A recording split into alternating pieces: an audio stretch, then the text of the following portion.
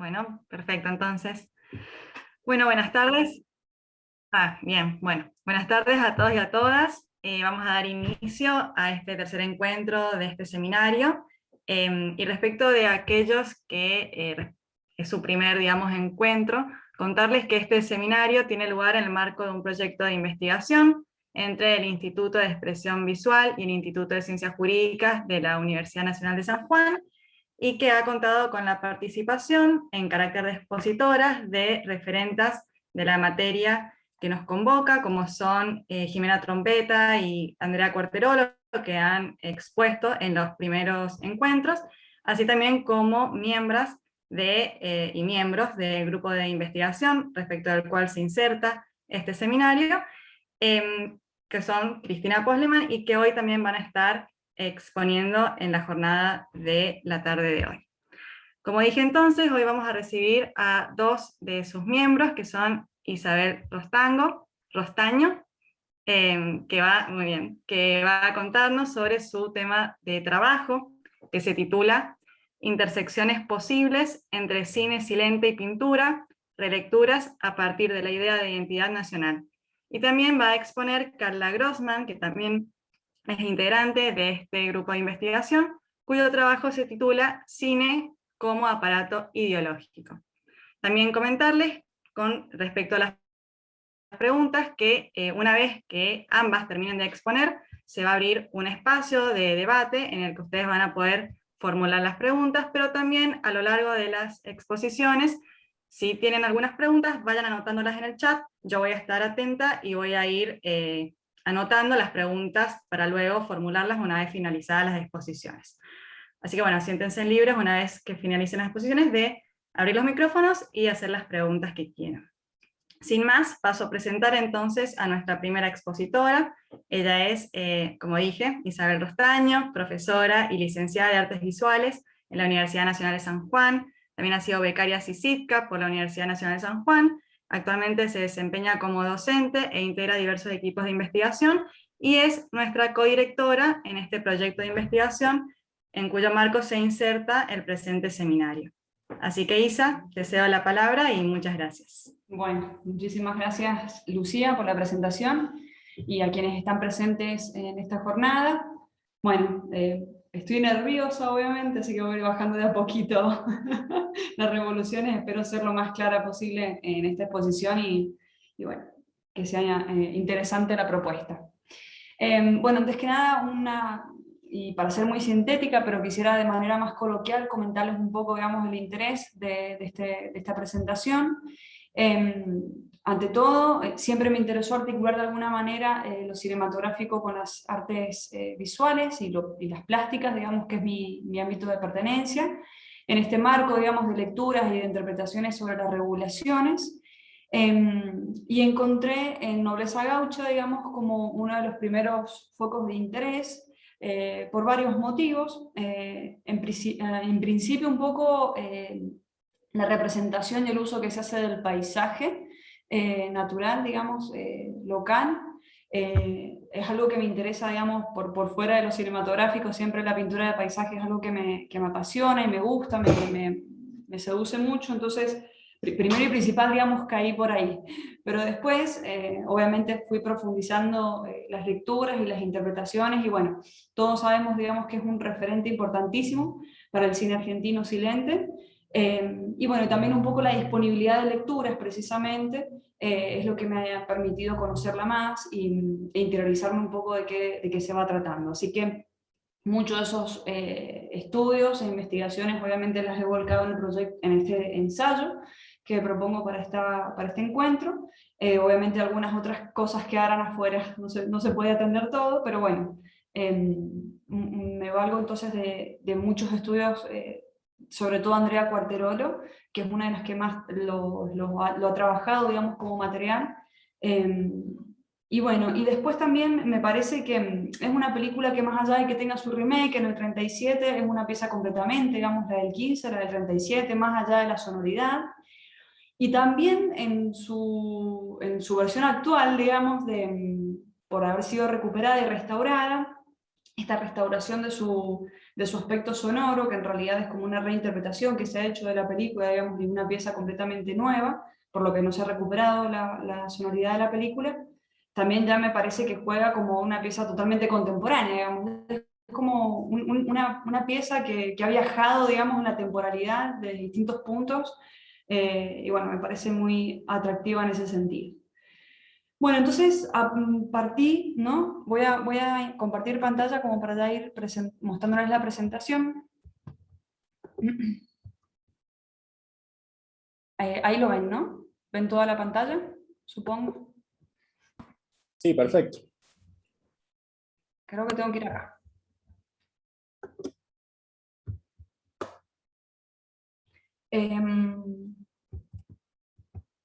Bueno, entonces, siempre en el diálogo, en este caso con Enzo, mi pareja que es cineasta, él siempre me dice una de las cosas más importantes de la película es la primera imagen que tenemos de ella, ¿no? Y estas son esta es la captura precisamente de la primera escena, este paisaje del sol naciendo, y el gaucho en la pampa, ¿no? Entonces, más allá de las otras lecturas, como decía, de lo que más en profundidad vamos pudiendo detectar de este film, estamos recurriendo básicamente, digamos, a este elemento primordial que es el paisaje y la representación del gaucho como lo argentino, lo propio, lo local, ¿no? Y una cuestión de identidad. Además también acá hay una cuestión de discurso de, por ejemplo, en el campo, la actividad, ¿no? Y el día comienza con la temporalidad de la naturaleza, en este caso del sol, entonces también es como hablar de esa temporalidad del campo, de cómo suceden las cosas en esta cultura y en esta tradición. Bueno, ahora atendiendo un poco más también al aspecto del aspecto que tiene que ver con las regulaciones estatales, ¿no? Del control de lo cinematográfico en Argentina en este contexto particular de nobleza gaucha, es que podemos caracterizar este momento como un tiempo de vaciamiento legal, ¿no? No había una legalidad, por decir así, o una reglamentación enunciada, no había un sistema, no había un control sistemático, digamos, del Estado y de las películas, digamos, tanto de su producción como de su distribución y exhibición, para lo cual tendríamos que esperar, digamos, hasta 1936, cuando se regula, digamos, el Instituto Cinematográfico Argentino bajo la dirección de Matías Sánchez Orondo. Sin embargo, y un poco como demuestra Hernán Invernici en su texto, no podemos dejar de hablar, digamos, de algún tipo de intervención o de control por parte del Estado y también, obviamente, de las instituciones dirigentes, ¿no? Entonces, en este momento que no había una figura o que el control no estaba centralizado en una figura en particular, sí vemos que en realidad es como de alguna manera una actividad o una acción que va a aparecer de la mano de las instituciones que ya tienen más peso, digamos, y fortaleza en la organización de lo social en Argentina. Es decir, de que, por ejemplo, la iglesia, los empresarios o los medios y la misma crítica que empieza a surgir en torno a la exhibición cinematográfica, está muy atenta, digamos, en el modo en cómo los films representan la realidad argentina, aplicando criterios sostenidos en ideales de moral, la ideología, la política, el sistema de familia y demás.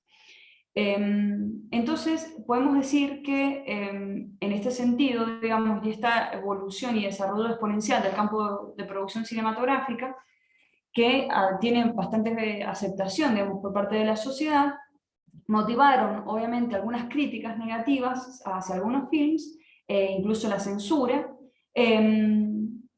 pero, o por lo cual, digamos, también las películas buscaban de alguna manera generar estrategias de evasión de estas intermediaciones, digamos, de estas prohibiciones. Si bien, como digo, no hay una forma sistemática estricta o formulada, de todas maneras las películas igual van a buscar cómo hacer, digamos, para evadir, ¿no?, lo más posible la prohibición de la exhibición, sobre todo.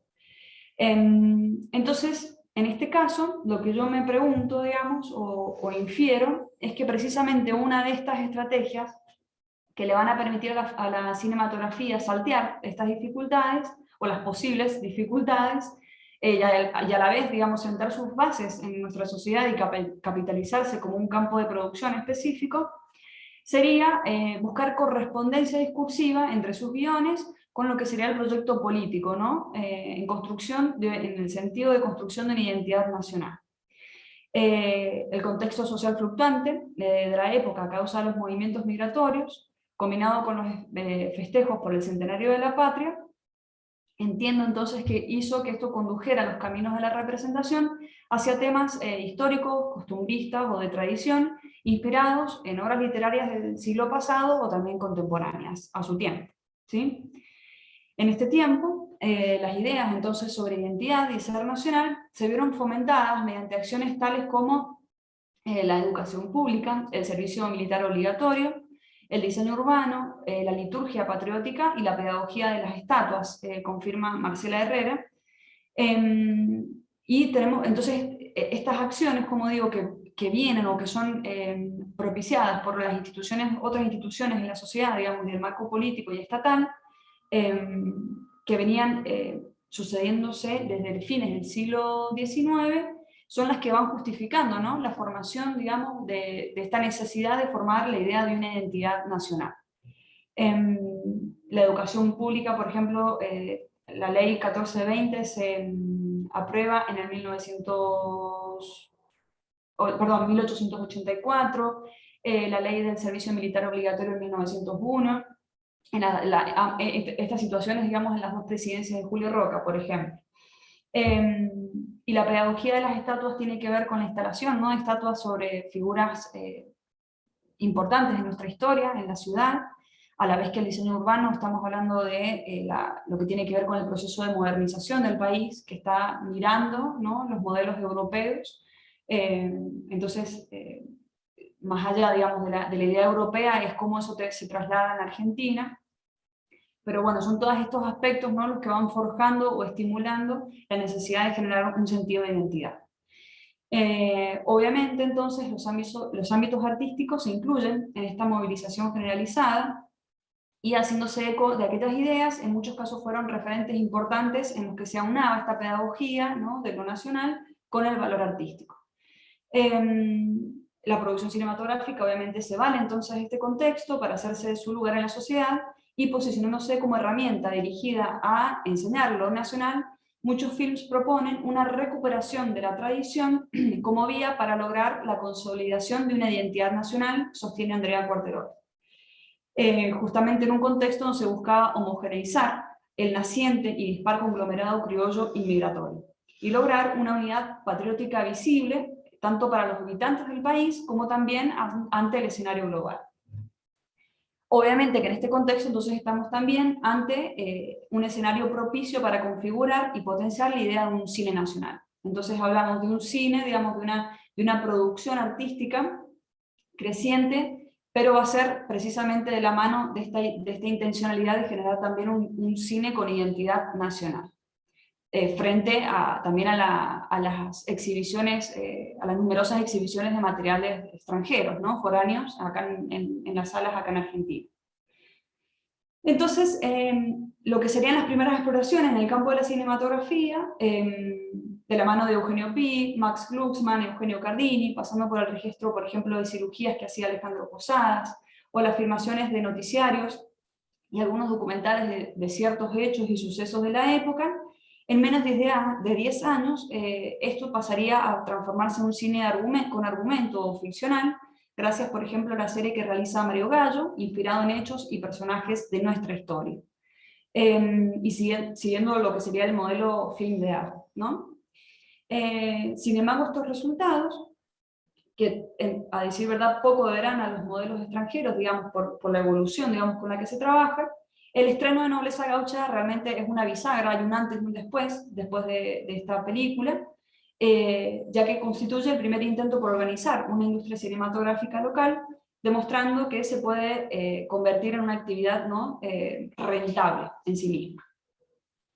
En Nobleza Gaucha, de alguna manera, lo que se cristaliza es la necesidad de incluir en el mercado de exhibición cinematográfica actores, escenarios y temas nacionales, Así es como, en palabras de Lucio Mahfoud, esta narración se aseguró el éxito al encarnar un relato propio de la tradición gauchesca, tomando como argumento un drama campero que narraba el enfrentamiento entre peón y estanciero ante el rapto de una mujer, ¿no? Y esto es lo que permite que entonces amplios sectores sociales se sintieran representados. Entonces también vemos que en esta intención de generar una identidad nacional, bueno, son muchos, digamos, los sectores y los grupos sociales que se intentan como de alguna manera integrar, ¿no?, en esta época.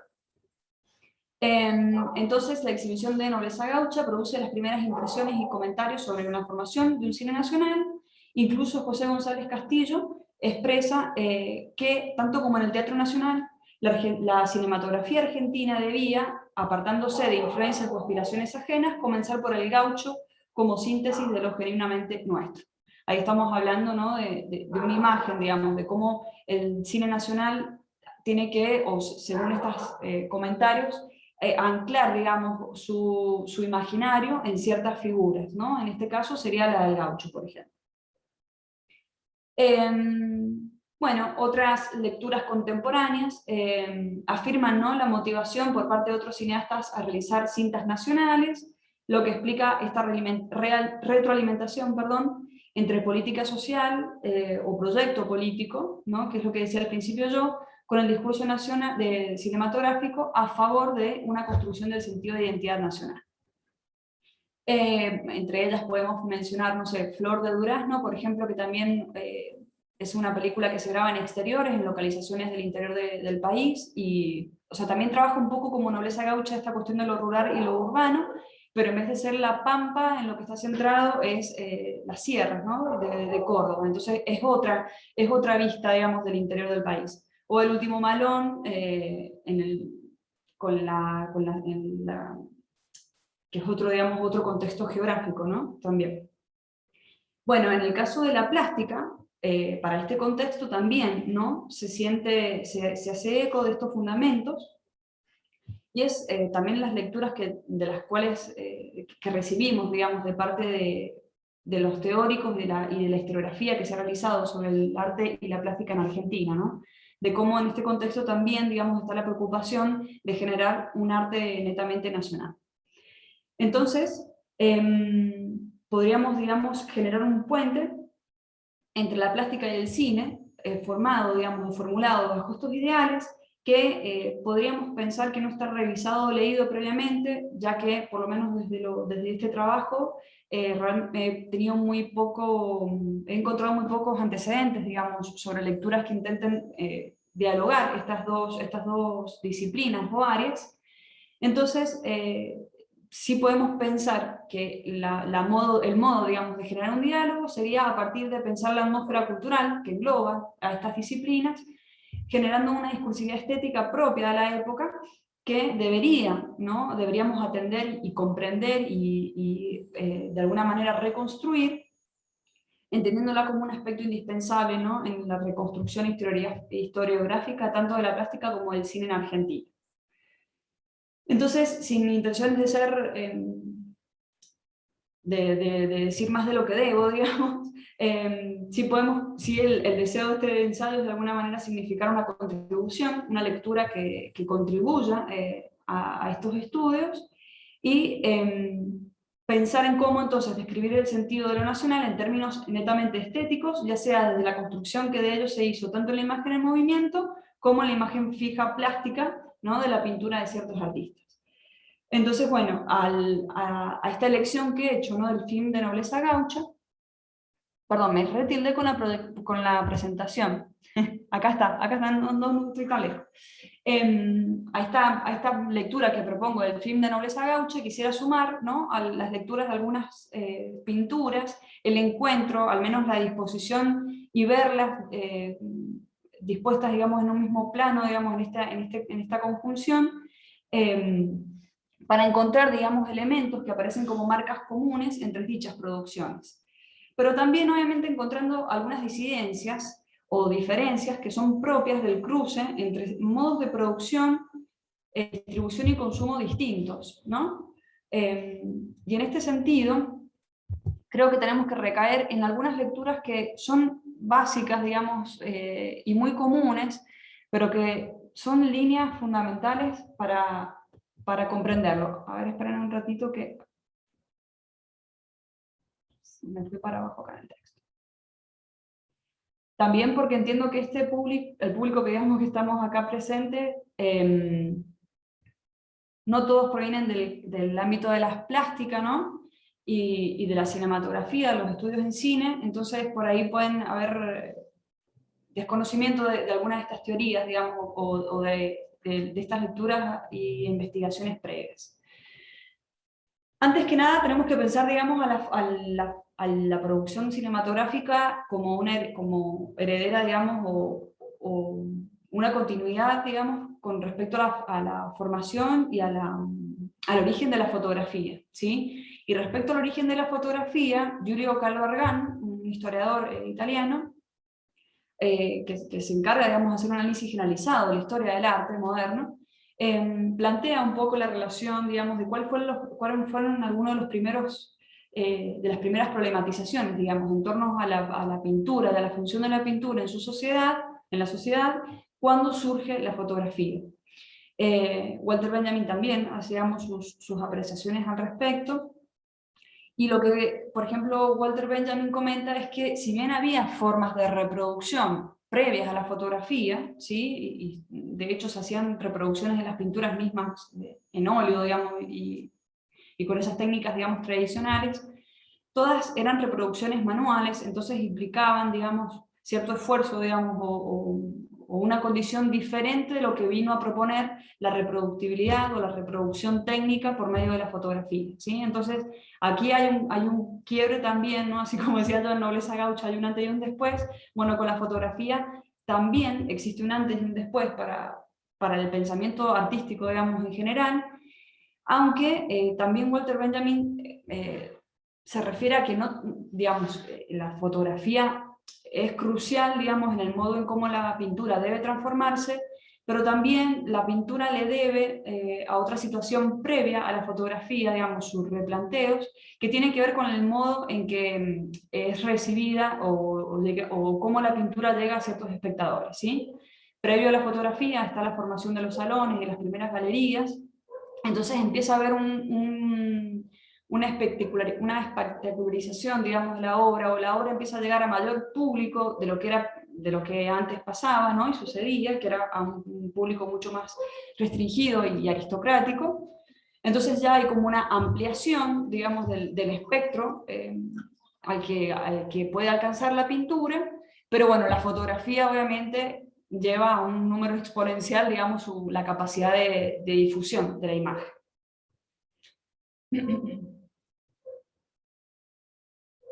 Entonces, bueno, voy a ser así como muy escueta, porque la idea obviamente no es estudiar Argan ni Benjamin en este momento, pero sí traer algunas notas fundamentales que después pretendo que sirvan, digamos, a las lecturas en el contexto en el que está situado este ensayo. Básicamente por varias cosas, en parte porque, bueno, estamos hablando entonces de que la pintura necesita, digamos, replantearse la función y su esencia y objetivos a causa del surgimiento de este nuevo instrumento de reproducción mecánica, y quienes van a llevarle la cabeza, digamos, este cambio, fueron los artistas franceses del movimiento impresionista, movimiento que después también va a influenciar la modernización de la pintura en Argentina, ¿sí? A principios del siglo XX. Entonces, analizar, digamos, también la pintura y la fotografía en Europa a mediados del siglo XIX es de alguna manera lo que después vemos reflejado, con sus diferencias obviamente, adecuaciones, en Argentina en el siglo XX, ¿sí? Básicamente, los artistas tomaron como desafío, antes que nada, trabajar en plein air, salir, digamos, de los estudios de pintura y dejar de trabajar con el modelo vivo, de figura humana sobre todo, y trabajar con el modelo vivo del paisaje, ¿no? Y de las condiciones luminosas y de la atmósfera del espacio, y acelerar el proceso de pintura respecto a lo que era anteriormente, ¿sí? Entonces es como, ¿de qué manera la pintura de alguna manera se puede convertir también en una técnica tan veloz como la fotografía. Pero no por esto, con la pretensión de ser, obviamente, igual que la fotografía, o sea, seguir conservando, digamos, la cualidad propia de la técnica en sí y cómo seguir diferenciándose y sobrevivir, digamos, en esta nueva realidad, ¿no? Entonces, la idea es concebir a la técnica de la pintura como un nuevo conocimiento, ¿sí? En efecto, la evolución, digamos, que explica Julio Argán que sucede para ambas técnicas es, obviamente, que la fotografía influye a un público más amplio, que llega a mayor gente de manera, y a otros, a mayor clases sociales y ámbitos sociales, de manera mucho más veloz. Y la pintura pareciera ser que se desplaza hacia la élite, ¿no? Es como que lejos en realidad de llegar a mayor público, lo que termina sucediendo es que se resguarda, digamos, para ciertos grupos sociales que tienen como un código, digamos, para comprender las pinturas en sí, entonces se termina como aislando, ¿no? Y me parece que un poco de eso sucede también acá en Argentina, por lo cual los ámbitos en los que se mueve la cinematografía y los cineastas en sí no están nada cercanos a lo de los pintores, digamos. En esta cuestión digo de que yo no encuentro ningún antecedente en lo que se relate algún vínculo entre pintores y cineastas en Argentina. Creo que tiene un poco que ver con esto, ¿no? De que son ámbitos que se manejan por caminos diferentes, ¿sí? Bajo estructuras bastante diferentes. Lo artístico en Argentina adquiere su institucionalización, sobre todo con la formación del Museo Nacional de Bellas Artes en la última década del siglo XIX. Entonces, ya tiene, digamos, como otra figura y otro peso, ¿no? En el marco social, mientras que el cine está todavía como ahí creciendo, ¿no?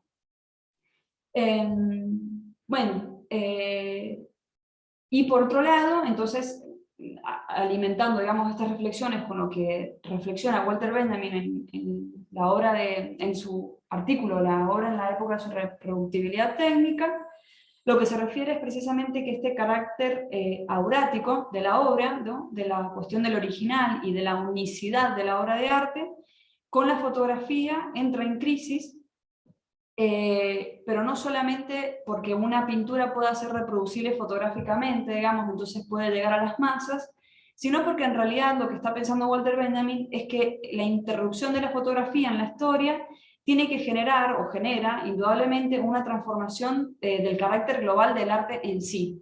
Por tanto, estamos ante una transformación del valor tradicional, de lo cultural, que marchita la esencia aurática y lo que sería la función ritual. Cuando él se refiere a la función ritual, es como una pieza tiene como esta esencia o esta atmósfera, digamos, que la encierra, y tiene como un valor por esto que casi como en que encarna una parte del artista, ¿no? Y el ritual como el ritual como esta cuestión de lo sagrado, de lo lejano en algún punto. Y esa función de lo artístico en realidad lo que dice es que tiene que transformarse por una función más bien de praxis política, ¿sí?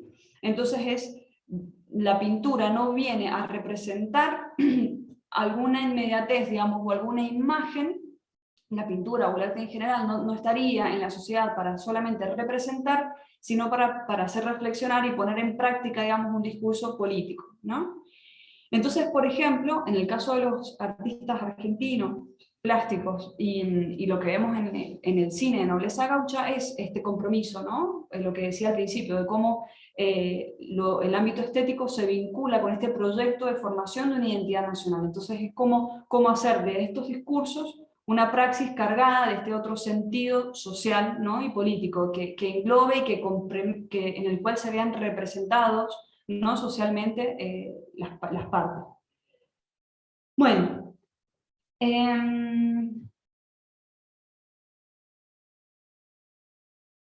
entonces, retomando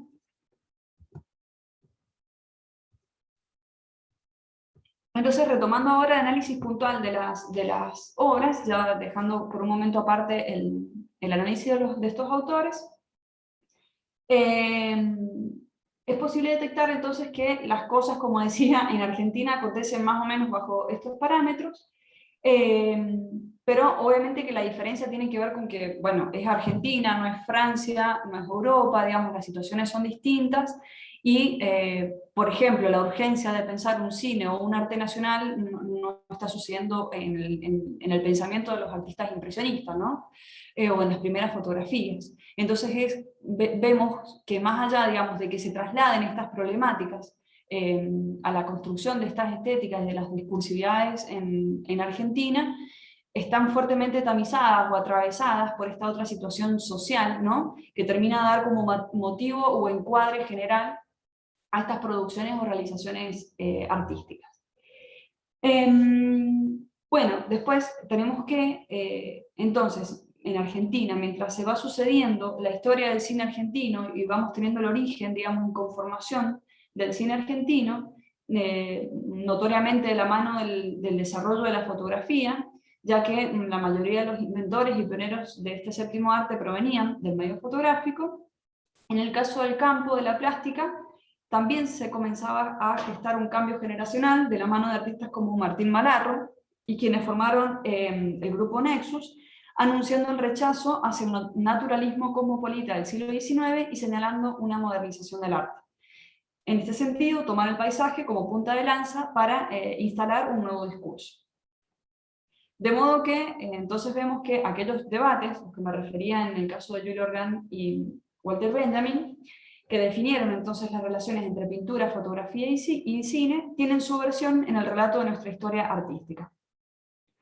En adelante entonces vamos a avanzar con el análisis de las piezas, buscando entonces, como decía en un principio, reconocer, digamos, cuáles serían estas marcas que conforman el discurso de identidad nacional. Bueno, Nobleza Gaucha, como sabemos, fue la primera película de ficción con dirección técnica de Ernesto Bunche y Eduardo Martínez de la Pera, con coproducción, guión y dirección artística a cargo de Humberto Cairo. Es la primera película que propone una mirada política sobre la realidad del país, afectado por algunos conflictos sociales, tales como el aumento de la llegada de inmigrantes al país, la relación entre campo y ciudad, el manejo de propiedad privada, la modernización de las ciudades, en especial Buenos Aires, obviamente. Una mirada que plantea la dicotomía entre los discursos positivistas y nacionalistas como definiciones de lo urbano y de lo rural respectivamente. Una representación de aspectos típicos bien observados, domas, asados, arreos y referencias claras a la situación del gaucho oprimido por la explotación de una sociedad con características casi feudales, cita a Agustín Mahieu en Cuarterol. Para estas lecturas, respecto a la obra al film, digamos, de Nobleza Gaucha, me voy a concentrar en un análisis particular de Andrea Cuarterolo, titulado Con el foco en el progreso, un análisis de la construcción del espacio en Nobleza Gaucha desde el proyecto de la Sociedad Fotográfica Argentina de Aficionados, que me parece bastante esclarecedor, digamos, de los fundamentos en los que se basa el film, sobre todo, digamos, en cómo esta vinculación de la película con el medio fotográfico. Según la autora, una de las referencias a las que se valió el cine de la época para la construcción de su discursividad provenía del proyecto de la Sociedad Fotográfica. De hecho, muchos cineastas, provenían del medio fotográfico, más puntualmente de dicha asociación, lo cual nos da a entender cómo la sociedad era una suerte de faro y por lo tanto aportaron al nuevo arte, tanto sus conocimientos técnicos y estéticos como su ideología. En este sentido, estas ideas precisamente basadas en el positivismo de la época y en las ideas de nacionalismo es lo que se ve reflejado en muchas de las fotografías de la sociedad, ¿no? Entonces, de alguna manera, Nobleza Gaucha es como que se convierte en una especie de síntesis, ¿no?, de estos trabajos que la anteceden. Considerando que Nobleza Gaucha entonces sería el primer film que se filma en exteriores, no es menor considerar la importancia que estas fotografías tendrían como referentes, ¿no?, en la elección de sus escenarios. Entre algunas de las localidades, por ejemplo, tenemos que la filmación en la estancia fue en la estancia La Armonía, y bueno, hay otros lugares de la capital como Constitución, las distintas avenidas como Mayo, Avenida Alvear, Congreso de la Nación y otros árboles. Así, entonces, para mostrar la ciudad, se priorizan sus marcas de modernización y progreso, redes ferroviarias, grandes estaciones, avenidas, edificios, parques y paseos. se evidencia en estas imágenes una ideología claramente influida por el positivismo evolucionista, que buscaba diferenciar a la élite, a la que pertenecían además muchos de estos fotógrafos intelectuales, del resto de la sociedad. Estos recursos no solo ayudaban a construir una determinada imagen del espacio urbano, sino también una nueva temporalidad. Mientras que el interior rural entonces fue revalorizado y resignificado como un refugio de la identidad nacional, tal como lo hicieron desde la literatura Lugones, Rojas o Gálvez, por lo cual podemos interpretar que los elementos típicos de la tradición y de las costumbres serían los que otorgan fundamento al discurso entonces de identidad nacional. Retomando las ideas de Walter Benjamin sobre la función del cine, podemos reflexionar que para este momento entonces la exhibición cinematográfica fue el medio más apropiado para que estos discursos llegasen a las masas, incluidos los inmigrantes que no necesitaban conocer el idioma y podían así comprender el mensaje. De hecho, fue el cine, símbolo de modernidad, el que permitió que la vertiente nacionalista, ya en agonía hacia la época del centenario, continuara sobreviviendo como discurso remanente por varios años más, comenta Andrea Quarterolo en su artículo. Bueno, después está el volumen de fotografías de escenas de campo argentino de Francisco Ayerza, que ya les voy a mostrar ahora a continuación, que es un registro de escenas típicas de las costumbres argentinas realizado entre 1885 y 1900, que serían como también las primeras referencias que plantea Andrea Quarterolo, digamos, que toman los cineastas para la película de Nobleza Gaucha. Entonces sería como el primer acervo visual, digamos, que alimenta la producción de este film. Ahora bien, sí quisiera acá, en este punto del análisis, hacer como algún tipo de comentario o sumar, digamos, que Andrea Quarterolo expresa que ante la falta de ejemplos nacionales, la fotografía y la literatura debieron servir como modelos estético y narrativo respectivamente para la formación, digamos, y el diseño de este film. Entonces, cuando uno busca, digamos, en la historia de la plástica argentina, encuentra que en realidad muchas de estas imágenes que aparecen en Nobleza Gaucha también aparecen, digamos, de alguna manera representadas en las pinturas, por ejemplo, de Priliano Pueyrredón, ¿sí?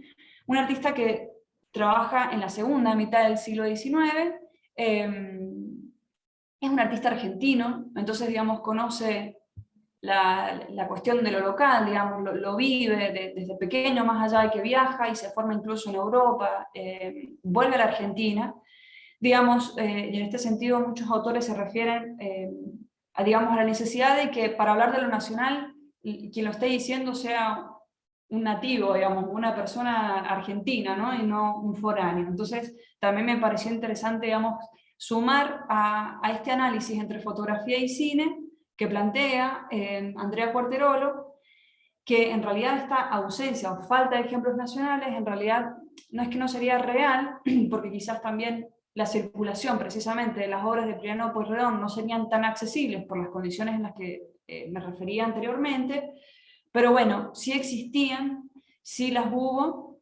y me voy a detener solo en alguna de ellas, ¿no? Obviamente son pinturas que guardan, digamos, en sentido estético la representación del natural, hay copia realista, digamos, de los escenarios.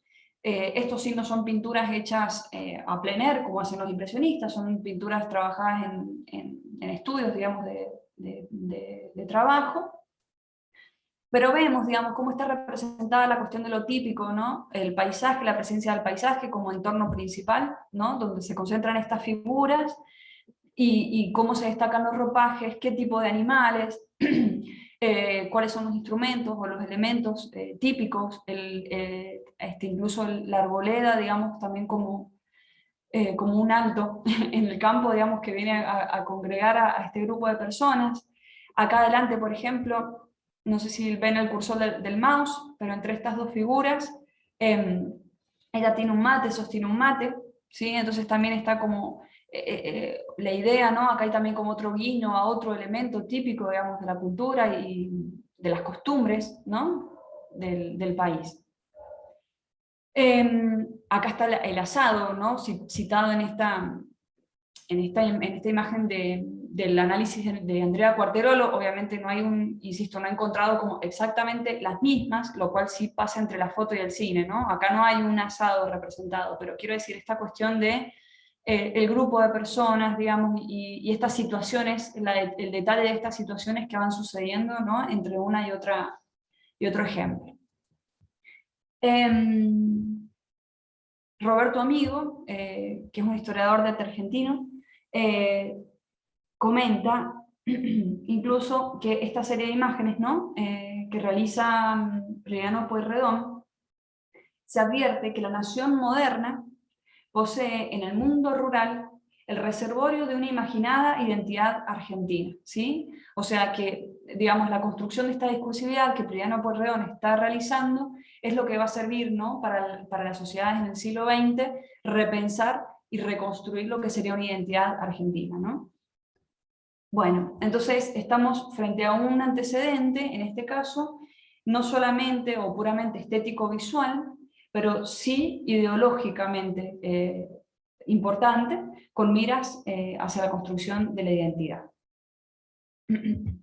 Bueno, acá he puesto otro grupo de imágenes.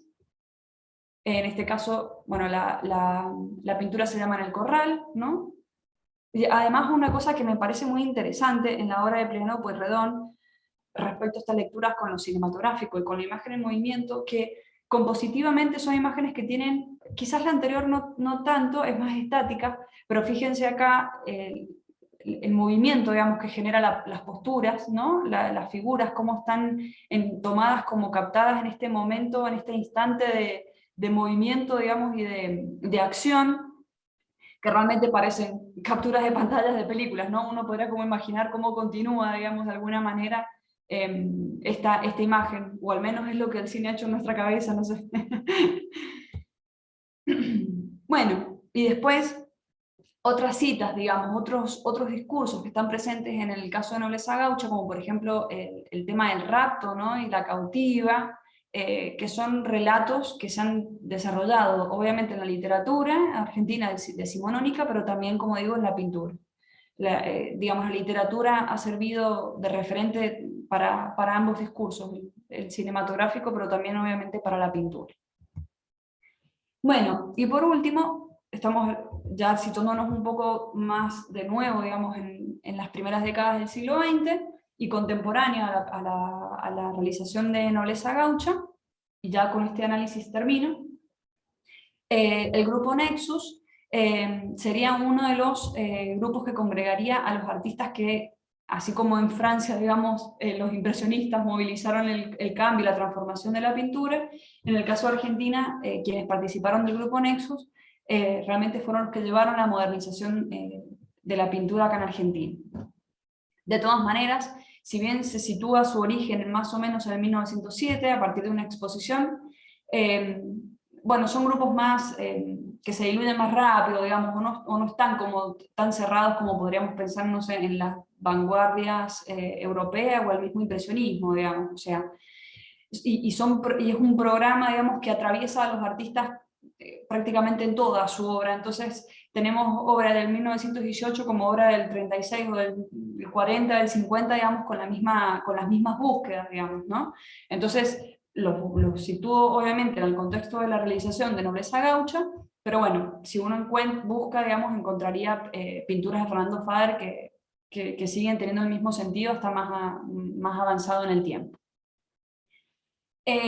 Como dije en un momento, estos artistas buscaron en el impresionismo la apropiación y reinterpretación de un discurso para poder construir una pintura que piense y siente la naturaleza como forma de expresar lo nacional.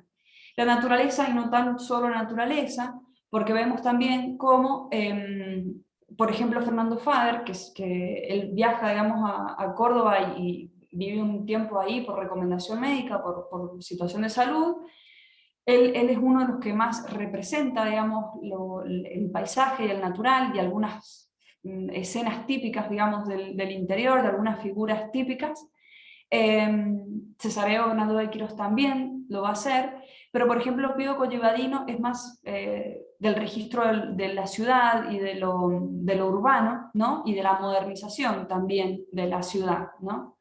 Entonces, vemos cómo de nuevo en estos artistas, digamos, y en sus realizaciones vuelve a aparecer esta cuestión del ir y venir entre lo urbano y lo citadino, entre la modernización y también el sentido de la identidad en el resguardo, o cómo la identidad se resguarda en estas imágenes que nos da la naturaleza y las típicas escenas, digamos, del interior o de costumbres, digamos, de la Argentina.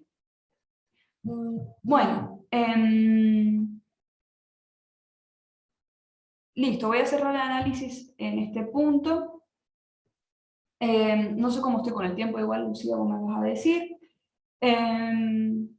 Pero bueno, básicamente, y para hacer algún tipo de conclusión, podemos decir que hablar de una argentinidad, ¿no?, en este tiempo fue básicamente trabajar la representación de puntos geográficos, como mencionaron al principio, digamos, de cómo algunos films sitúan, digamos, sus grabaciones en distintos puntos geográficos, distintos actores sociales, ¿no? Tenemos desde el gaucho al el peón, tenemos el inmigrante, tenemos el dueño del campo, bueno, digamos, distintas figuras, o en el caso de los pintores, acá no he traído algún ejemplo, pero acá, por ejemplo, que vemos este trabajador de campo que no sabemos si es dueño o no dueño, si es trabajador, o sea, digamos, figuras que conforman el imaginario social, digamos, o no sabemos si es un inmigrante, incluso, o si es una persona nativa, digamos, está muy poco acá en este caso identificado, pero figuras e imágenes típicas, digamos, del paisaje, de la vivencia del país. La flora, la fauna también en el caso de la pintura sobre todo, de ciertas labores, ¿no? Bueno, como dije, la presencia de inmigrantes, de nativos, las políticas también de civilización o de modernización, ¿sí? Esos van a ser como las notas comunes que podríamos decir que van apareciendo en los materiales de la época. Bueno, listo, termino aquí la presentación. Muchas gracias. Muchas gracias a vos, Isa, la verdad que es súper interesante todo lo que nos contaste. Muy buena, la verdad, me encantó. Ahí dice Gerardo, excelente en el chat. Y Germán dice, el primer y último cuadro son los que muchas veces hablan más de la cinta. Y sí, no, la verdad que estuvo muy interesante. Bueno, me alegro. Y recuerden, toda pregunta respecto de la exposición de Isa, realizarla una vez que ahora termine de exponer Carlos. Y voy a proceder entonces ahora a presentar a nuestra segunda expositora de la tarde. Ella es Carla Grossman. Ella es licenciada en Cine y TV por la Universidad Nacional de Córdoba, másters en Arte y doctor en Estudios Culturales Latinoamericano y Cine de la Universidad de Auckland de Nueva Zelanda, becaria postdoctoral de CONICET, y además está finalizando el doctorado en Communication Studies por la Universidad de Auckland, de la Universidad, perdón, Tecnológica de Auckland en Nueva Zelanda, y es autora de múltiples libros y de publicaciones en revistas especializadas, tanto a nivel nacional como internacional, y hoy nos va a contar sobre su trabajo que se titula El cine como aparato ideológico. Así que Carla, te cedo la palabra. Bueno, gracias Lucía. No tanto como múltiples los libros, son unos poquitos. Bueno, a todos muchas gracias por estar aquí y por la paciencia con lo que viene, porque se trata de una exposición bastante teórica que a veces nos hace falta, sobre todo cuando cruzamos disciplinas, sobre todo cuando nos encontramos en estos grupos interdisciplinarios donde cada uno es como especialista en una cosa. Y bueno, está bueno que vengamos ayudándonos con las partes que no tenemos tanta afinidad o práctica. Entonces yo les voy a compartir pantalla ahora, y bueno, mi aporte en el día de hoy va a ser tratar de llevar o acomodar a un marco teórico ciertas teorías y ciertos pensamientos que han circulado, digamos, dentro de la teoría de los estudios de cine, de la filosofía, de la estética, para con el fenómeno cinematográfico en su calidad de productor cultural y representación de lo real, dos cuestiones que ya vamos a trabajar, pero que harían a su rol como aparato ideológico dentro de las estructuras sociales, dentro de las formas de conformación social de la realidad. Entonces, sin más voy a empezar, porque se viene pesado.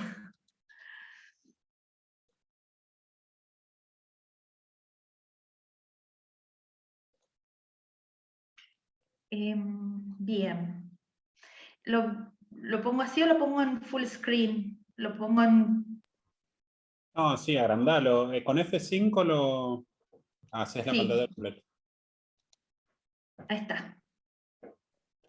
Bueno, entonces el cine como aparato ideológico, el subtítulo sería sobre el poder del texto audiovisual como narrativización hegemónica.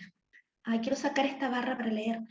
Bueno, entonces la exposición contempla dos secciones, ¿sí? La primera, que se referiría a la cuestión de la autonomía relativa del arte como de la ideología con respecto de las relaciones de producción capitalista. Y la segunda, que ya utiliza esta plataforma, digamos, teórica, para analizar el tema del lugar del cine en cuanto a aparato ideológico y sus posibilidades contrahegemónicas. Yo les he ido poniendo imágenes ahí que algunos estarán familiarizados, no las voy a estar analizando como hizo Isa a la imagen, sino que son como disparadores para quienes de alguna manera hayan visto estos films, o son imágenes bastante conocidas que nos sirven como disparadores, que también tienen una relación con lo que yo estoy poniendo y que se puede discutir después, pero no lo voy a discutir dentro de la ponencia. Después lo vemos si les levanta alguna pregunta. Entonces, vamos a decir que, primero entonces, en cuanto a la autonomía del arte y de la ideología respecto de la sistema de producción capitalista, ¿no? La hegemonía se juega en el territorio de la cultura, donde la ideología y la política se articulan en formaciones y transformaciones sociales. ¿Sí? Entonces, vamos a empezar con... Espérate, que me quiero salir de ahí.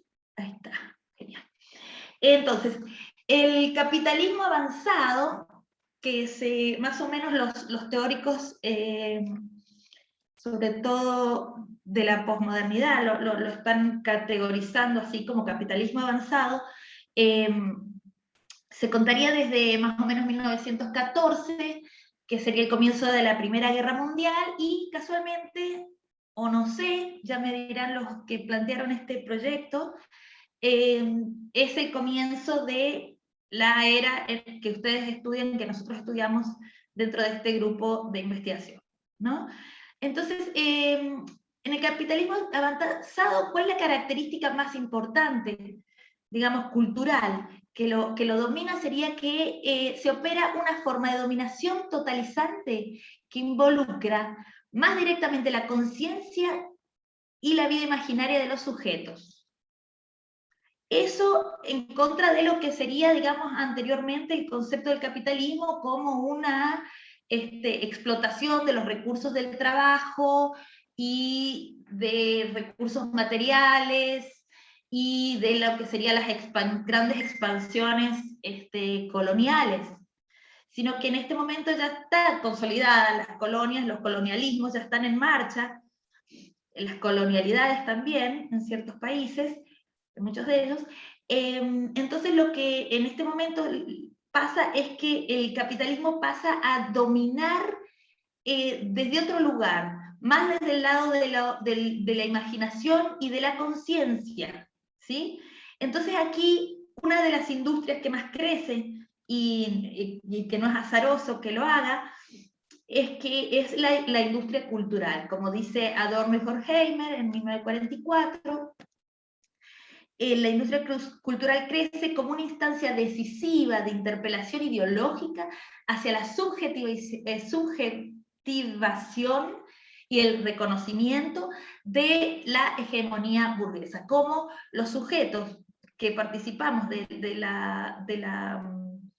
las sociedades occidentales, empezamos a introyectar en nuestro cuerpo, en nuestra subjetividad, a la ideología burguesa, a la dominación capitalista, como una forma de vida, muchas veces hasta deseable, ¿no? ¿Por qué? ¿Por qué deseable? Vamos a ver con eso.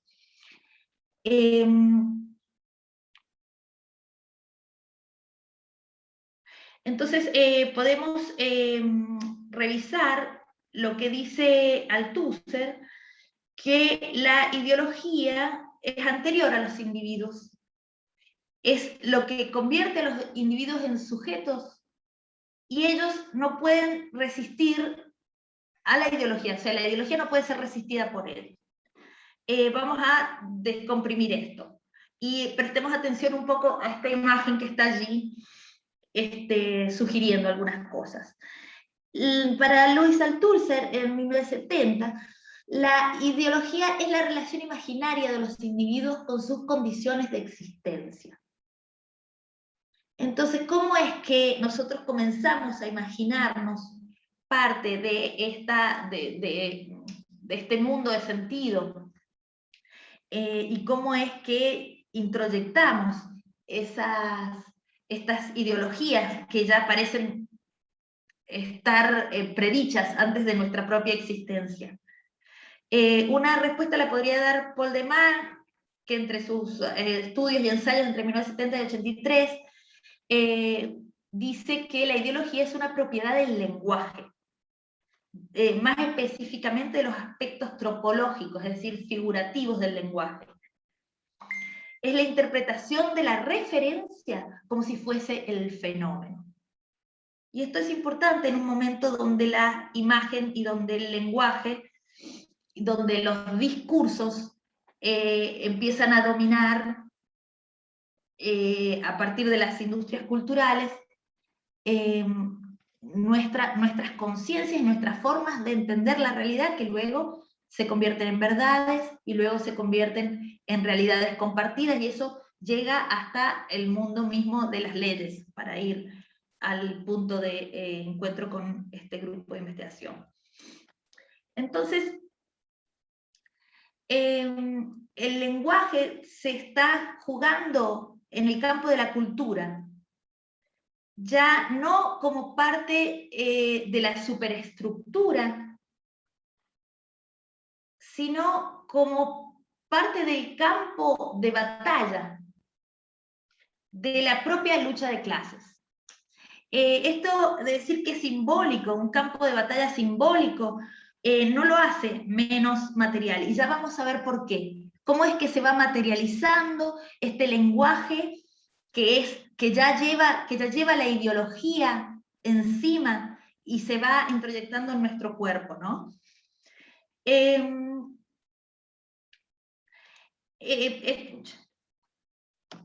Es importante esto de decir cómo se va haciendo cuerpo el lenguaje y la ideología, porque luego lo que vamos a estudiar sobre la estética es que es el contacto del cuerpo con ese mundo exterior, es una interpretación de nuestro cuerpo con el mundo natural o objetivo. Entonces es importante decir que es material, ¿no? Una de las materialidades de ese lenguaje es el propio cuerpo. Entonces, el combate es político, dice Eduardo Gruner, porque implica un cuestionamiento de los vínculos del sujeto con la polis, es decir, con su lengua y con su cultura.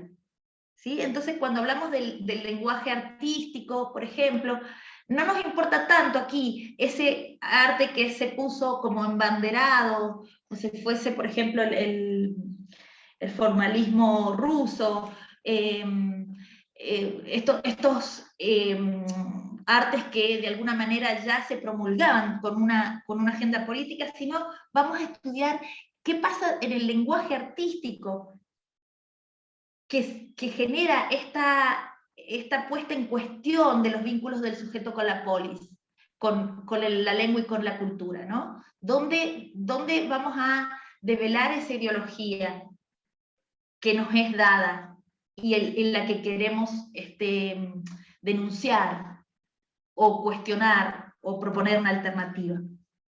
Entonces, ese es el tipo de política del arte que vamos a estar tratando de analizar en esta muestra. Entonces, me molesta mucho esta barra, no puedo leer. La de las imágenes nuestras, digamos, de la cámara. No, la de arriba, la que dice el chat de los participantes. Ah. Realmente me... A ver, ¿qué dice acá ocultar?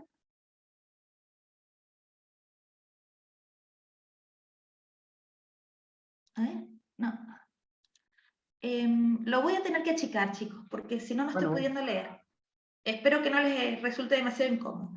Entonces, vamos a ver aquí respecto de cómo se va materializando este lenguaje, que es ideología, dentro de las conciencias que luego en su interacción social generan una idea de realidad, de verdad, una epistemología dominante y de allí las leyes. Entonces vamos con esto, que la perpetuidad del poder político-económico se garantiza a través del Estado como aparato de reproducción hegemónica de las clases dominantes. Esto dice Gramsci mientras está preso por el fascismo entre 1929 y 1935.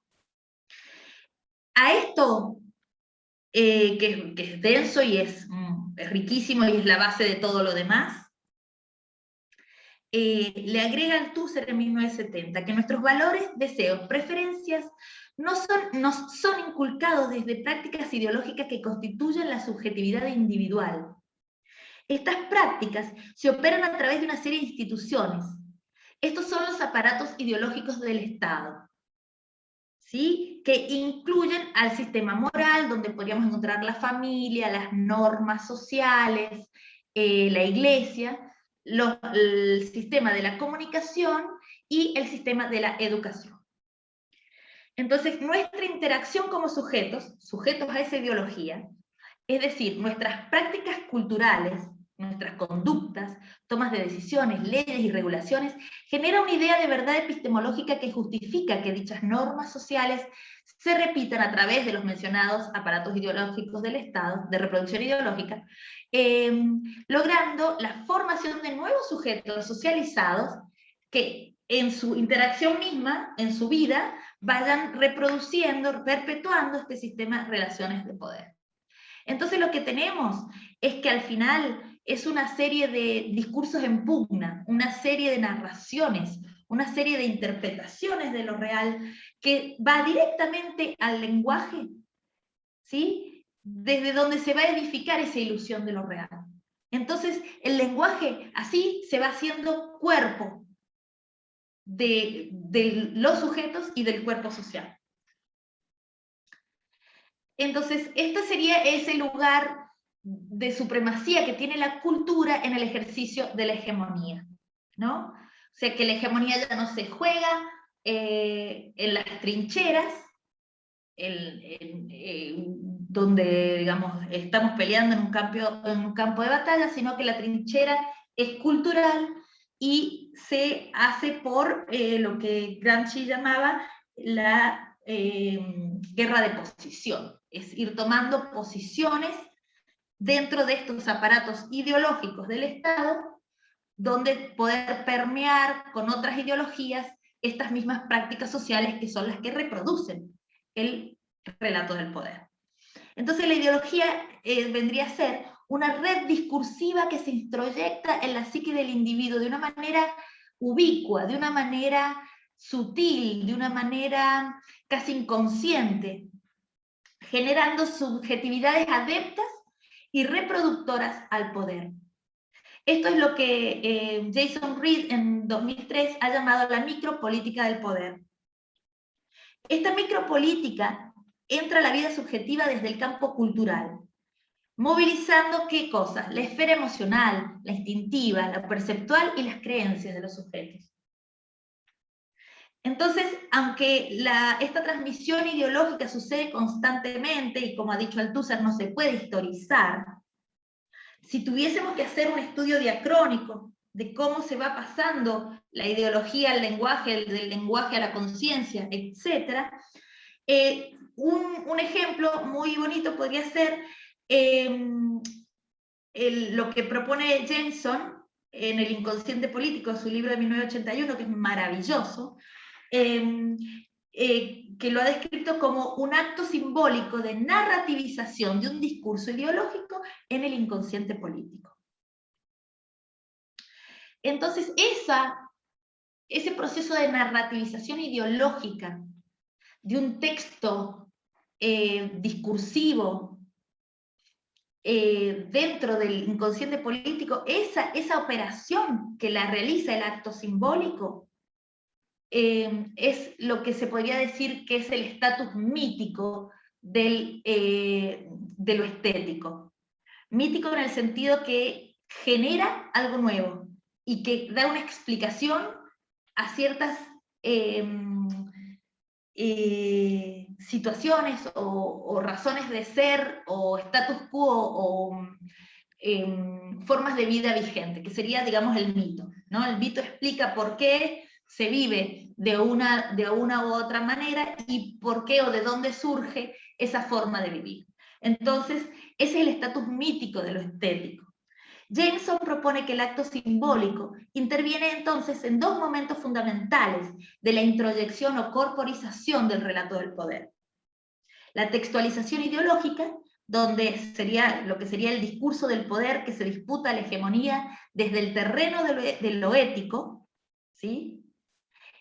Y la narrativización en el inconsciente político, que sería aquella operación práctica que ejecuta el arte, en este caso, o el texto cultural, que sería como una praxis estética, es decir, a través de la técnico-retórica del lenguaje mismo artístico que estamos, desde el que estamos operando, que hace que conectemos con ¿qué? Con las pulsiones libidinales, que son justamente las mismas que tiene cooptadas de alguna manera el capitalismo avanzado, cuando de alguna manera ha logrado que todos estos sujetos seamos, todos nosotros, seamos adeptos a su sistema de dominio. Lo que ha hecho es trabajar con nuestros deseos, con nuestras pulsiones libidinales, porque estamos marcados dentro del capitalismo avanzado por una época de desinhibición del deseo, donde los sujetos tendemos a tratar de satisfacer los deseos, mucho más que en épocas como por ejemplo la revolución industrial, donde estábamos de acuerdo a nuestra estratagema, a nuestro estrato social, estábamos posiblemente destinados a trabajar hasta morir, y no había como una necesidad o ni siquiera una discusión básica, digamos, de por qué vivimos como vivimos, así vivimos. Mientras que es un signo, digamos, del siglo XX, el tratar de satisfacer los deseos, y aquí empieza esta cuestión del individuo como sujeto de realización, ya separándose de la idea del clan o del grupo familiar o su clase, y bueno, de ahí en adelante lo que nos viene dado en la posmodernidad sobre el individualismo, etc. Vamos de nuevo para acá.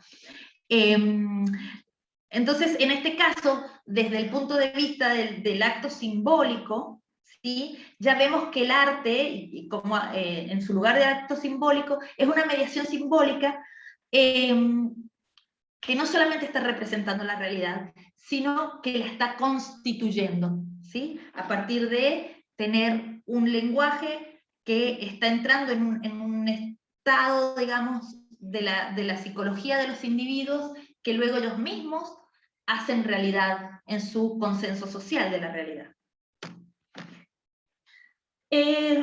Entonces, en este caso, habría que ir pensando un poquito cuál es el lugar de la estética.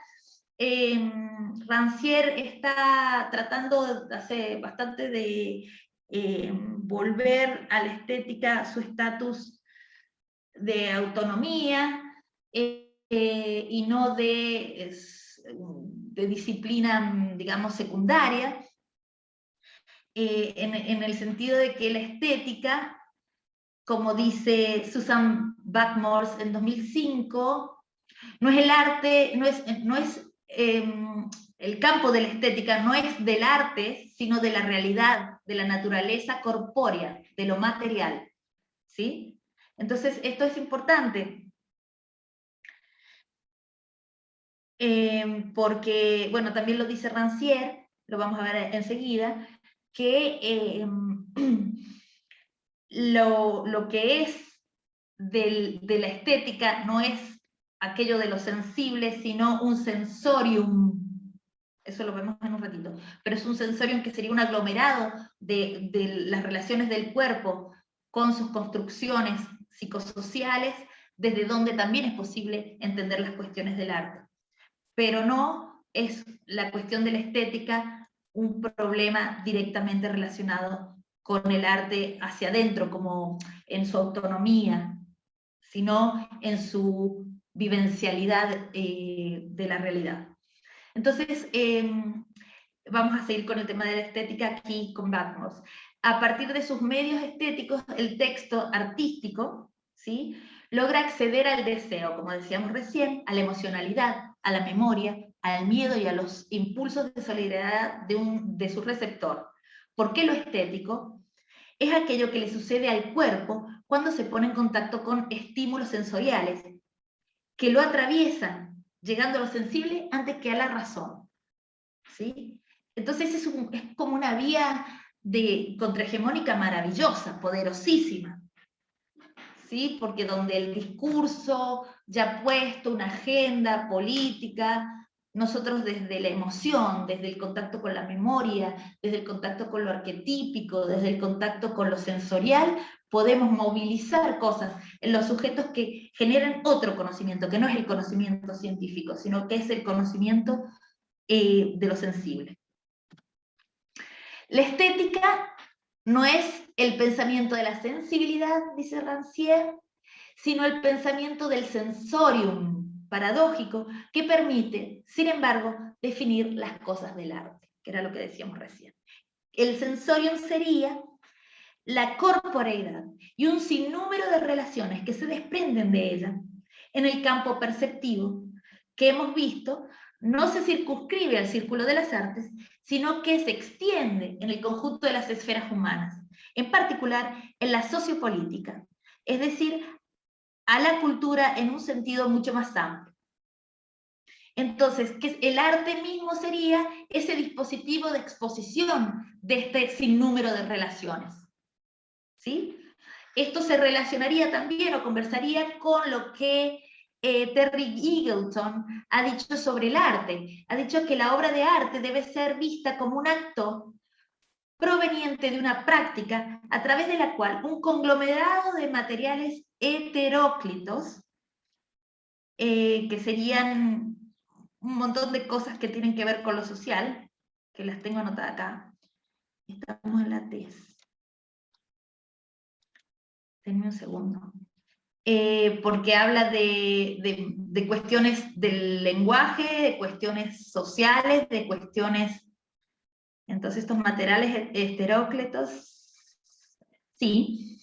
Fenómenos lingüísticos, operaciones retóricas, materias primas sociales y psicológicas, fantasmas personales o ideológico-culturales, fragmentos de saberes científicos y técnicos, tópicos del sentido común gramsciano y de la literatura pasada y presente. Todo esto condensado bajo aquella apariencia de un todo orgánico por el poder de las estrategias de la construcción estética, ¿no? Eso es lo que dice Eagleton. Bien. Ya vamos viendo que el arte es con la realidad, ¿sí? Esto que decíamos recién de que vamos a estudiar al cine como aparato ideológico, ya lo vamos viendo como que el cine como parte del arte es un dispositivo de exposición de estas relaciones, ¿sí? Vamos a ver por qué es más complejo. Ahí está. La política del devenir vida del arte y el reparto de lo sensible. Lo político, según Rancière, es una condición inherente al arte, en su experimentación, en su vivencialidad, donde la pasividad del espectador se ve cuestionada por las estrategias del dispositivo de exposición del arte, tendientes a visibilizar la ideología en la que el espectador está inmerso. Esto no es nuevo, esto es lo que ya venía postulando Benjamin cuando hablaba de romper la cadena sintagmática del discurso, y lo que venía postulando Althusser cuando hablaba de las estrategias estéticas de develamiento de la ideología. O sea que está bonito lo que está diciendo Rancière, pero es como si estuviese refrescando cosas que ya han sido bastante trabajadas.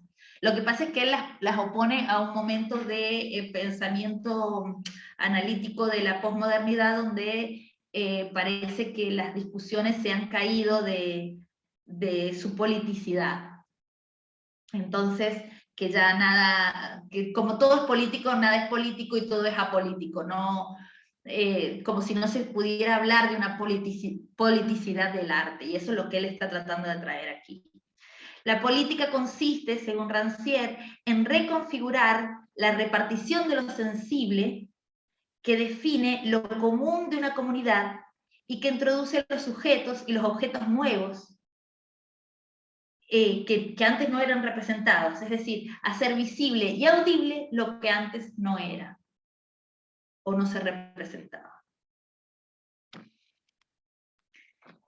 Entonces, esto que acaba de decir aquí Rancière, en cuanto a la exposición del arte tendiente a visibilizar la ideología en la que el espectador está inmerso, como una estrategia, es lo que él aquí le va a llamar la distancia interior, como estrategia de velamiento ideológico.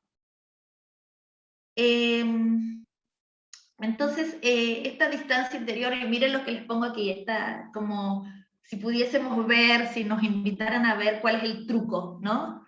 De un mago, estos magos que cortan a la mujer por la mitad.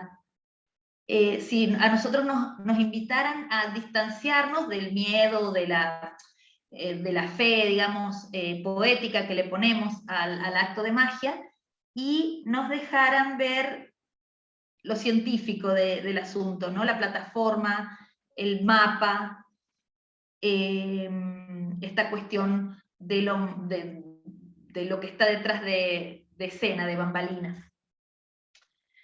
Entonces, este distanciamiento que está pidiendo Rancière, lo explicaríamos así: la efectividad ideológica y por tanto de lo político de la obra de arte deriva de su poder estético, ¿no? Que es lo que estábamos diciendo, de estas capacidades de narrativización en el inconsciente político, de esta capacidad por lo perceptual de la estética, que es este contacto que tenemos de lo sensorial con el mundo, que eso tiene una comunicación con nuestra vida instintiva, imaginaria, inconsciente. Entonces, desde ese lugar, decimos que la efectividad ideológica, y por lo tanto de lo político, de la obra de arte, deriva de su poder estético, desde que la operación estética es capaz de crear una distancia interior en relación a la ideología en que ella misma se instaura y a la ideología que pretende develar, ¿no? Tiene que generar ese esquismo, ese espacio que nos dé la posibilidad de visualizar la ideología. Entonces, esta es como una micropolítica que tiene el arte, que Althusser lo propuso hacia el interior de la estética, desde los efectos de alienación, contradicción y lectura sintomática, que ya lo vamos a ver en un momento. Rancière lo propone como un dispositivo de exposición en la repartición de lo sensible, y Benjamin lo propone en poner en crisis el lenguaje a partir de romper la cadena sintagmática del discurso con uno de sus herramientas sería la dialéctica en suspenso, que eso demandaría otro día como hoy, lo vamos a dejar. Yo solamente hoy me voy a dedicar a lo que proponía Althusser. Pero todas ellas son formas de hacer visible, es decir, cortar un momento y un tiempo de nuestra historia en que se desnuda y se hace visible lo esencial del conflicto de la cultura. Y aquí volvemos a la imagen que les dejo.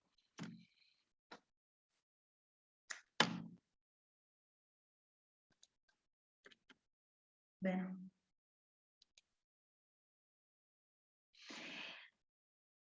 Entonces, en cuanto a las potencialidades del cine como dispositivo o como aparato que está, digamos, en un engranaje entre lenguaje e ideología, habría que ver hacia dentro de la imagen misma, que es esto tropológico del lenguaje en su máxima expresión, porque si en los tropos del lenguaje tenemos figuraciones, de alguna manera referencias que nos hacen imaginar, o nos llevan imágenes a la mente, la imagen es imagen directamente comunicada con nuestra imaginación.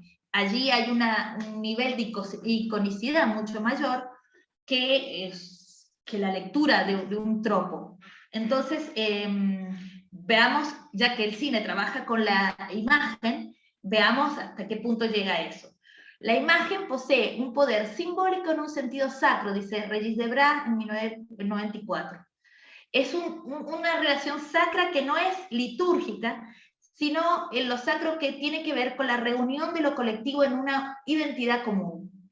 Es lo que se llama el imago. Todo esto también refiere a la teoría de las formas de Platón, y bueno, podríamos ir mucho más profundo en eso, si quieren después lo llevamos hacia adelante, pero quiero llegar al cine, así que vamos. Por tanto, en esta dinámica de significación, la imagen se halla en un estadio intermedio entre la materia y la idea, entre el pensamiento puro y lo sensible. Y esto, pues, es esto lo que le permite que la imagen establezca esta relación con el espectador entre quienes miran y la imagen. Existe algo como un tercero simbolizante, como un complemento oculto, lo que sería lo ideológico-cultural, ¿no? Pensando en una imagen como esta,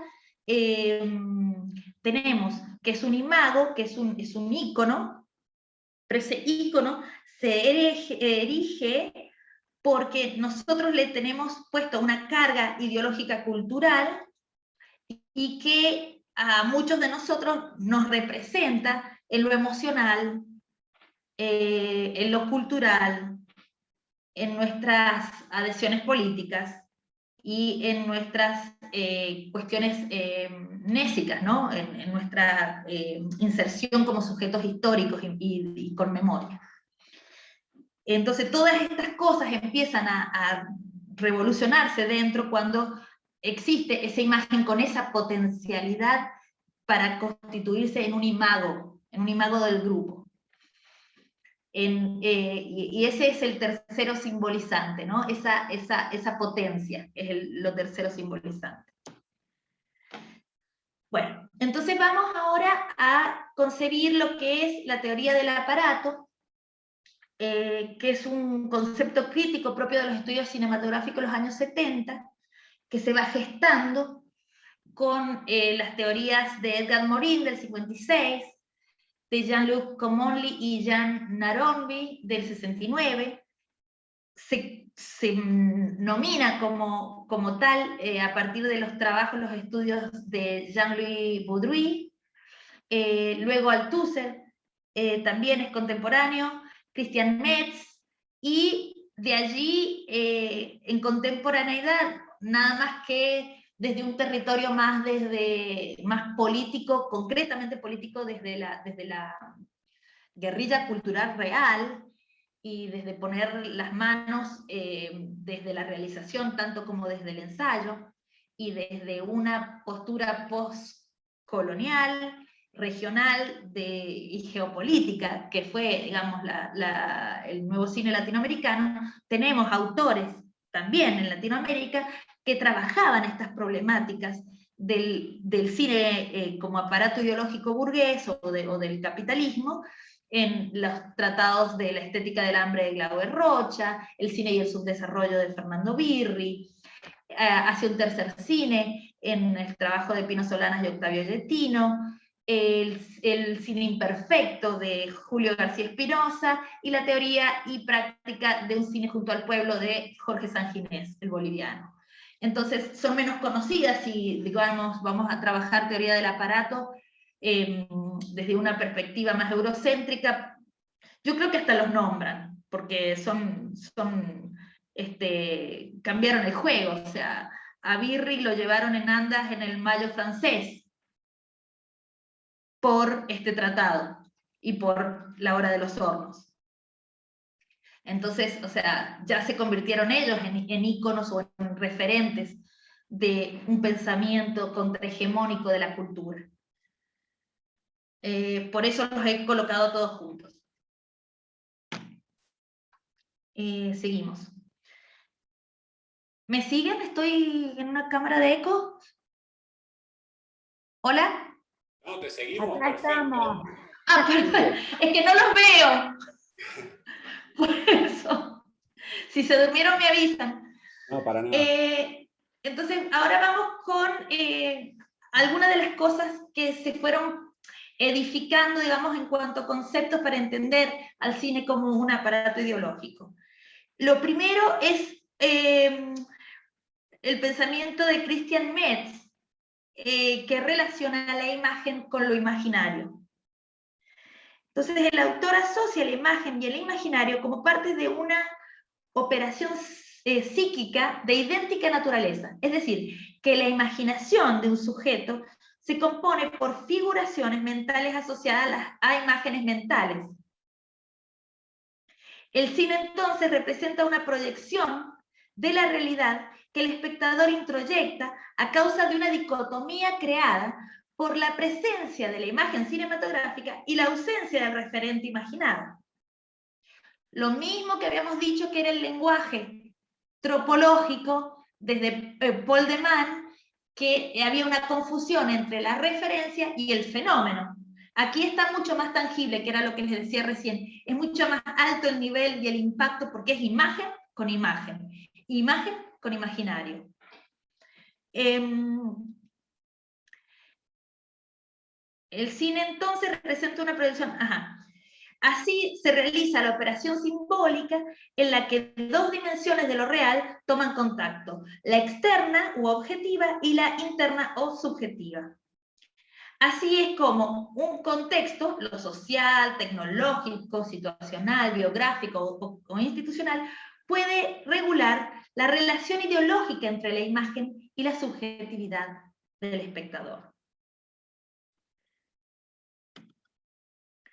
Entonces, la teoría del aparato concibe al cine como una mediación simbólica cuya tecnología, lo técnico-retórico, funciona como una reproducción discursiva del dispositivo de poder. A ver, es lo mismo más o menos que ya les habíamos referido cuando hablamos de Jameson, porque bueno, cuando Jameson dice que el acto simbólico es una forma de narrativización en el inconsciente político de una textualización ideológica, no está diciendo, o sea, nos está enseñando cómo podríamos ir con un discurso contrahegemónico, pero también nos está explicando cómo se construye la hegemonía de esa manera, ¿no? Que era lo mismo que había dicho de Man y Althusser cuando decíamos que a partir del lenguaje se va construyendo la hegemonía. O sea, lo que ha hecho Jameson ahí es como dividirlo en dos partes y mostrarnos de una manera diacrónica algo que está sucediendo todo el tiempo, como un flujo. Por eso Althusser dice que no se puede historizar la ideología. Entonces, ya vamos a hacer un apartadito sobre qué es el dispositivo de poder, porque este es un concepto de Foucault. pero más o menos se van dando una idea, que el cine, entonces la mediación simbólica, a partir de la cual, cuya tecnorretórica, funciona para reproducir el discurso del poder. ¿Sí? Es como dar vuelta lo que nos había explicado anteriormente James.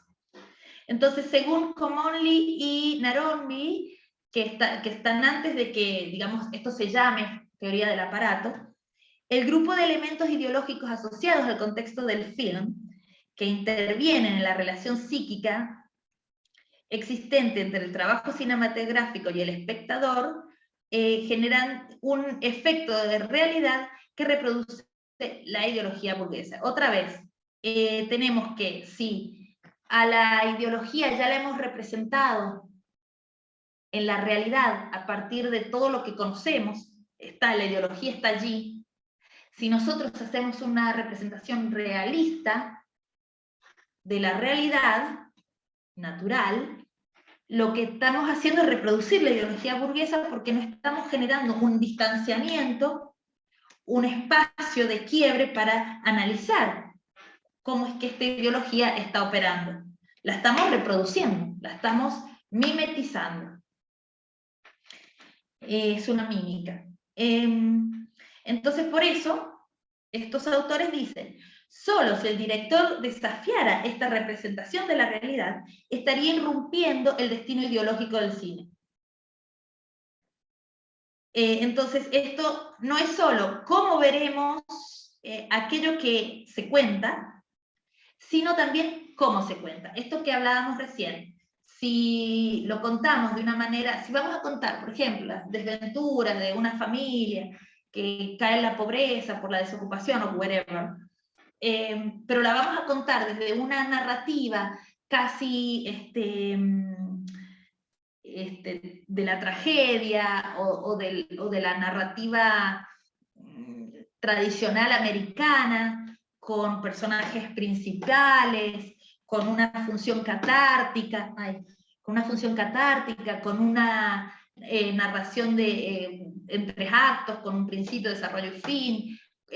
Todo eso ya está representando un flujo de narraciones que nos llegan diariamente reproduciendo la estructura burguesa. Allí no hay una apelación a una alternativa, porque no estamos entrando en el lenguaje y rompiendo con esas estructuras del lenguaje que de alguna manera sirven para reproducir la hegemonía del discurso burgués.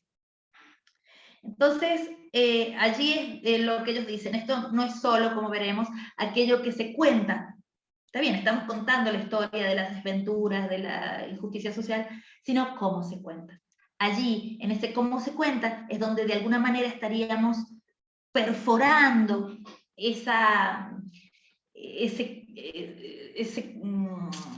flujo tan directo y tan cuidado que ya viene estructurando Hollywood y las narraciones también decimonónicas, o sea, desde la novela,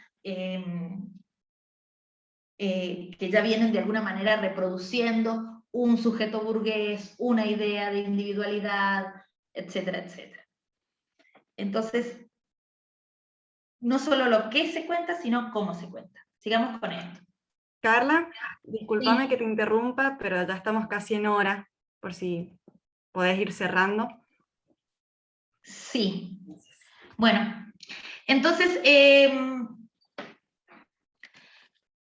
tenemos que algunos de los conceptos básicos del aparato, del cine como aparato ideológico sería que es una máquina onírica, dice Baudrillard, porque tiene una perspectiva monocular, que es la que nos da la cámara de alguna manera nos posiciona en un solo punto de vista.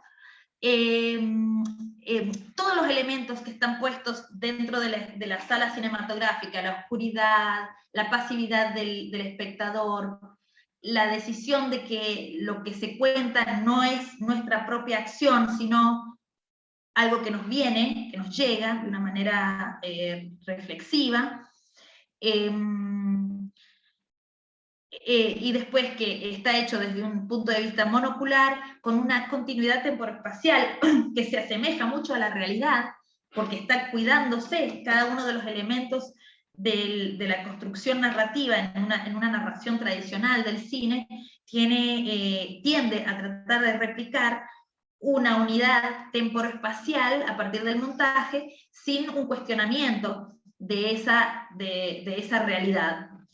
Y otro de los elementos que hace que el sujeto también adhiera a este tipo de narrativas es esta dimensión omnipotente que le da la idea de esta proyección agigantada. Entonces, por todo esto, Baudry lo define como una máquina onírica. Otro de los elementos que habría que contemplar es que si vamos, por ejemplo, a lo que es el dispositivo, que más temprano habíamos dicho que Foucault elabora la idea del dispositivo en el 77, como una red de sentidos, una red de relaciones, de saber poder, desde donde, de alguna manera, de una manera capilar, se va adhiriendo a los sujetos dentro de un sistema de poder dominante o de un paradigma dominante, ¿no? Deleuze en 1990, cuando lee al dispositivo, dice que es una máquina de develamiento y ocultamiento de contenidos para reafirmar el status quo. Ahora, pensando en el cine y en sus estrategias de narración, entonces trayendo a colación la perspectiva deleuziana acerca del concepto de dispositivo de Foucault, habría que notar que el aparato cinematográfico puede entenderse como una expresión fractal, como si fuera una celulita de ese dispositivo, en tanto la selección de lo que puede ser visto y oído, esto que Deleuze lo había puesto de una manera más metafórica, es la propia estrategia técnico-retórica del lenguaje cinematográfico, ¿no? El punto de vista de la cámara, el movimiento, qué queda dentro y qué queda fuera, dónde colocamos el micrófono, qué plano de sonido priorizamos. Todo lo que implique decidir qué se ve y qué no se ve, el cine ya lo está haciendo dentro de su propio lenguaje. Esa es su decisión. ¿Cómo no va a ser uno de los más privilegiados formatos de reproducción del dispositivo, si el dispositivo es, en palabras de Deleuze, una máquina de develamiento y ocultamiento de los contenidos para reafirmar el status quo? Me gustaría tener más tiempo para dar esto en paz. Entonces, vamos a ver básicamente cuáles son los elementos que Althusser encuentra para emancipar, para ayudar al espectador a emanciparse, si lo viésemos al cine como un instrumento contrahegemónico.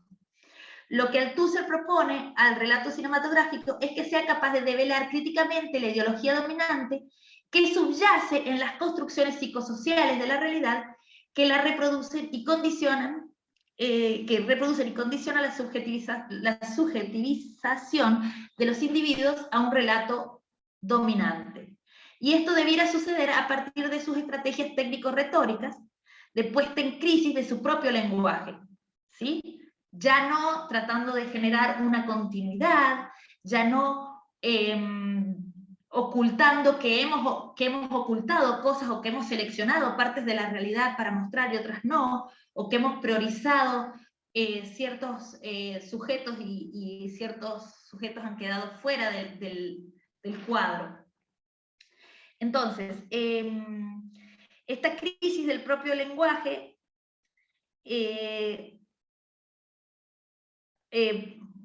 claro, para que ya no reproduzca la ideología burguesa, se podían distinguir tres conceptos o tres estrategias que él ha visto dentro del mapa, digamos, cultural, de la batalla cultural de su época. Una es la contradicción, la segunda es la alienación, la tercera es la lectura sintomática. Respecto de la contradicción, lo que hace es decir que cualquier cine que no ponga en crisis la contradicción del capitalismo y de sus formas de explotación del hombre por el hombre, de alguna manera es cómplice. Y una forma cinematográfica de generar esta contradicción la he encontrado, por ejemplo, en las estrategias del montaje intelectual o montaje de atracciones de Sergei Eisenstein, porque justamente esa es la estrategia del director ruso, donde está poniendo dos imágenes opuestas a generar un choque, porque en ese choque, en esa crisis, en ese shock, genera en el espectador una imagen intelectual donde devela esa ideología que de alguna manera está en contradicción y no la podemos ver. Lo segundo sería la alienación, el efecto de alienación, donde él está privilegiando las obras de Bertolt Brecht y los pensamientos o teorías de Bertolt Brecht, que básicamente lo que hace el teatro épico de Bertolt Brecht es atacar a la convención dramática tradicional. Esa supuesta cuarta pared, allí está ejemplificada,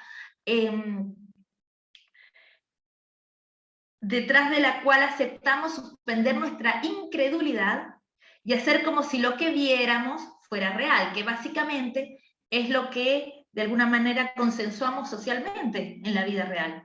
Su ruptura demanda una relación intelectual con el espectador, abandonando la identificación emocional y catártica que llevaba, ¿sí? Por eso es lo que se genera este efecto de alienación, porque lo que necesitamos es que el espectador no se emocione, no llore por sus amores perdidos, sino que de alguna manera se ponga en una situación crítica, en una situación de análisis, que le está permitiendo este distanciamiento o efecto de alienación que de alguna manera estaría develando la ideología que está puesta en juego.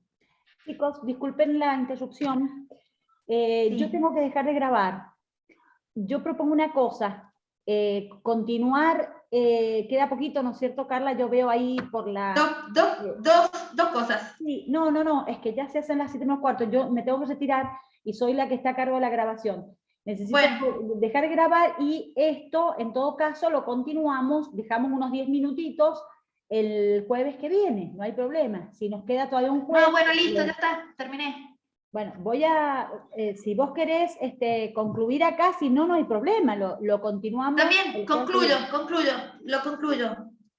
Entonces, que la ideología se esconde en la imagen cinematográfica porque esta se convierte en la frontera entre lo social y la construcción de la subjetividad, a partir de esta habilidad que tiene el sujeto de imaginar. ¿Sí? La tarea crítica sería encontrar en los contextos de análisis aquellas imágenes que garanticen la capacidad metafórica de una representación social. Algo que en la construcción de la distancia ideológica que procura Rancière se evalúa en su aptitud para expresar de un modo amalgamado lo socialmente establecido, ¿sí? Que es lo ideológico, su idea crítica, su capacidad de develamiento y su carácter de imagen icónica en cuanto a una estrategia estética de narrativización ideológica en el consciente político de una ideología alternativa, ¿no? Que sería su posibilidad utópica, su posibilidad de transformación. Terminé. Bueno, muchas gracias, Carla. Excelente tu exposición, sí. Ahí, no sé si estás leyendo el chat. No. Te están diciendo muchas gracias, excelente ponencia la de Carla, tan necesaria para entender el cine, buenísimo. La verdad que sí. Y bueno, abrimos los micrófonos, si quieren formular alguna pregunta para tanto Carla como para Isa, tenemos un tiempito, así que los invito y las invito a formular preguntas. Aunque no quede grabado, Cristina, ¿podemos